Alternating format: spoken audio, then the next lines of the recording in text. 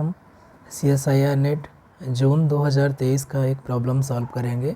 ये part B का problem है।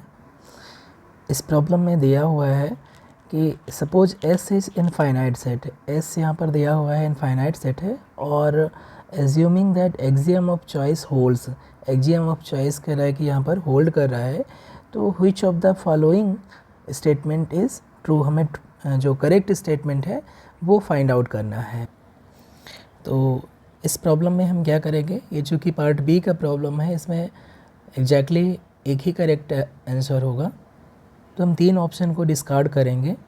यहाँ पर जो सेट एस दिया है उसे स्पेसिफाई नहीं किया है, बस उसकी एक प्रॉपर्टी लिखा है कि ये इनफाइनाइट सेट है। तो एस में भी इक्विवेलेंट टू हो सकता है क्यू के, यानी कि एस हो सकता है कि डिन्यूमरेबल सेट हो, काउंटेबली इनफाइनाइट सेट हो। तो जो फर्स्ट ऑप्शन दिया हुआ है यहाँ पर कि S is in bijection with set of rational number, ये ऑलवेज ट्रू नहीं होगा, क्योंकि S में भी अनकाउंटेबल सेट हो सकता है। और फर्स्ट स्टेटमेंट का अगर हम ट्रू बोल रहे हैं तो इसका मीनिंग ये हो जाएगा कि S ऑलवेज डिन्यूमरेबल सेट होगा। तो इनफाइनाइट सेट हो सकता है कि वो डिन्यूमरेबल सेट हो, काउंटेबली इनफाइनाइट हो, और हो सकता है कि वो अनकाउंटेबल भी हो। तो इन जनरल जो फर्स्ट ऑप्शन है वो करेक्ट नहीं होगा। ऐसे ही जो सेकेंड ऑप्शन में दिखा है S is bijection with the set of real number, तो अगेन सेट यहाँ पर दिया हुआ है S इनफाइनाइट है, तो ये ज़रूरी नहीं है कि हर एक इनफाइनाइट सेट R के साथ में बाइजेक्शन रखे। मीन्स कि हर एक infinite set, for example set of natural number अगर हम ले लें तो ये R के इक्विवेलेंट नहीं है। N और R के बीच में सेट ऑफ नेचुरल नंबर और रियल नंबर के बीच में कोई भी बाइजेक्टिव मैप एग्जिस्ट नहीं कर रही है, और ये सेट ऑफ नेचुरल नंबर क्या है, इनफाइनाइट है। तो ऐसा हो सकता है कि अगर सेट डिन्यूमरेबल हो गया या काउंटेबली इनफाइनाइट हो गया, चूँकि set of real number uncountable set है, तो उनके बीच में कोई भी बाइजेक्टिव मैप एग्जिस्ट नहीं करेगी। इसलिए इन जनरल जो ऑप्शन नंबर सेकेंड है वो भी इनकरेक्ट होगा, इन जनरल ये होल्ड नहीं करेगा। और ये फोर्थ ऑप्शन एक ये क्लासिकल रिजल्ट है कैंटर का।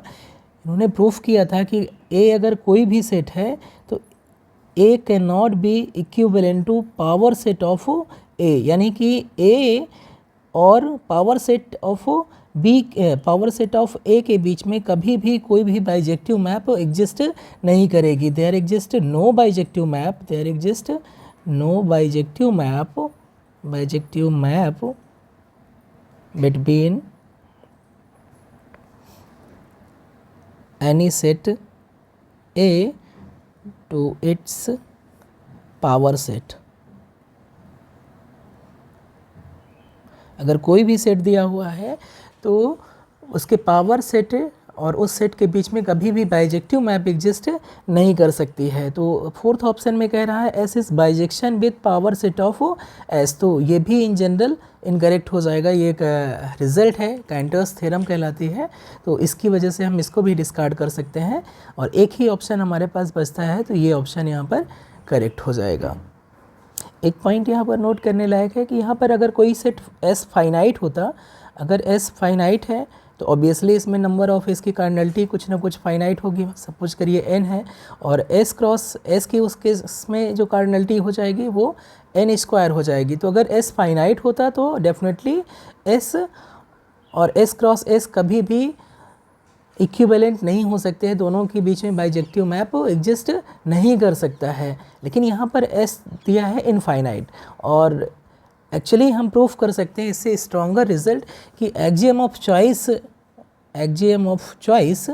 एक्चुअली इक्विवेलेंट है। Axiom of choice is equivalent holds if and only if there exists a bijective map